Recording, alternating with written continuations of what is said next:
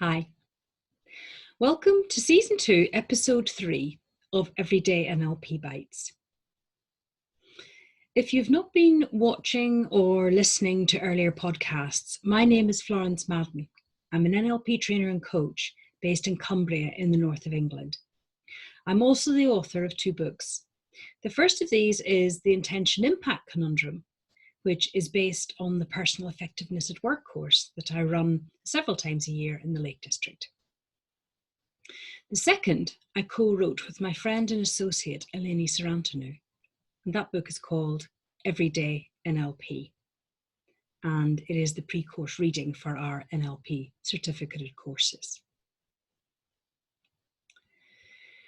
In this second series of podcasts, I'm looking at the presuppositions of NLP, one of the building blocks of NLP, if you like.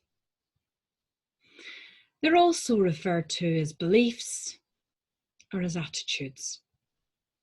And when we take a much more resourceful belief or a much more resourceful attitude towards ourselves or other people, we are more likely to get the results that we want, the outcomes that we're looking for.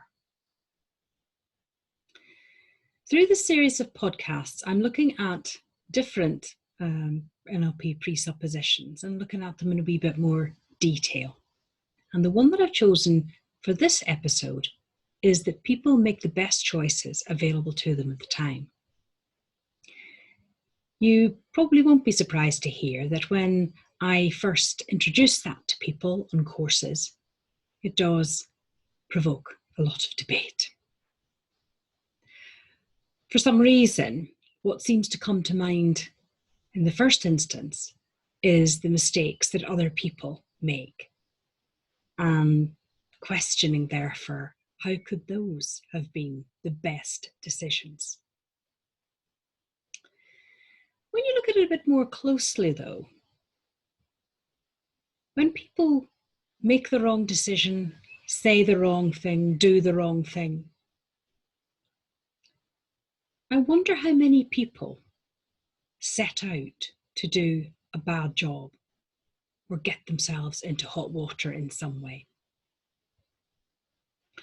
Not many, possibly. On the other hand, perhaps people do set out to do things their own way, not the way they've been asked to do them, or to make a point in some way or cause a problem in some way. But even those decisions seem like the right thing to do at the time, the right way to make their point, even if subsequently they find out that it wasn't such a great idea after all. And whether or whatever their intention was when they did it, when we're actually speaking to somebody, it doesn't usually help to go into the blame game with them. That's more likely to draw people into being defensive of what they did, even if they realize it probably wasn't a great idea. When we can take the attitude that people make the best choices available to them at the time, we're more likely to stay in a resourceful place with that person when we're talking to them about it. Probably find out more of what was behind their decision, and hopefully get them to be able to reflect on what they did and what they could do differently going forward. And if we think about it as it applies to ourselves, think about things that have happened in your own life and work, things that perhaps haven't gone particularly well. What was your thinking at the outset? Did you set out to cause yourself a problem or to do the wrong thing? Because this presupposition applies both ways. One of the ways in which we really limit ourselves is self-blame. And you see, the thing is that finding out that something wasn't a good course of action, that something wasn't the right thing to say, or something wasn't the right decision, we often only know that with the benefit of hindsight. And if we blame ourselves, where do we find the courage again to make a decision or to take some action on something? Because that's the problem with self-blame. It is self-limiting. And in fairness, if it's not appropriate to berate other people, how could it be appropriate or useful to berate ourselves either? This doesn't mean, by the way, in work situations or any other situation, well, someone made the wrong decision and it doesn't matter. Yes, it matters.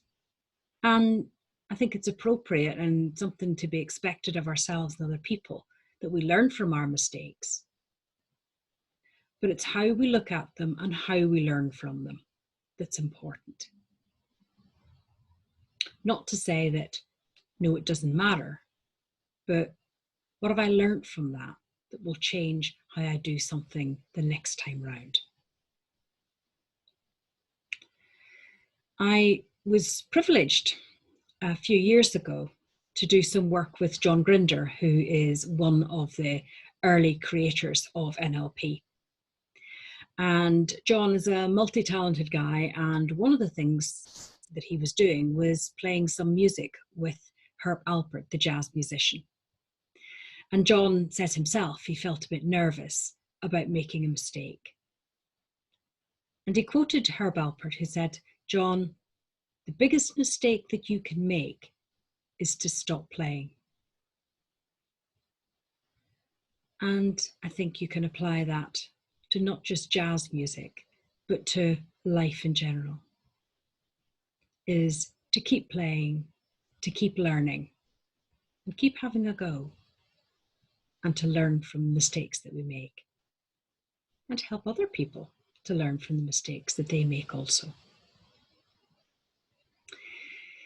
In the next podcast, which will be coming up in a week's time, I am looking at a presupposition, which is that structures we see in others mirror structures in ourselves, which perhaps sounds a little more enigmatic than some of the others.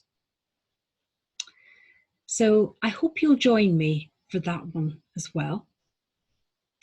In the meantime, you can find out more about myself, my business, and the courses that I run on my website. And of course, you can get access to the earlier podcasts also. And that is www.florencemadden.co.uk.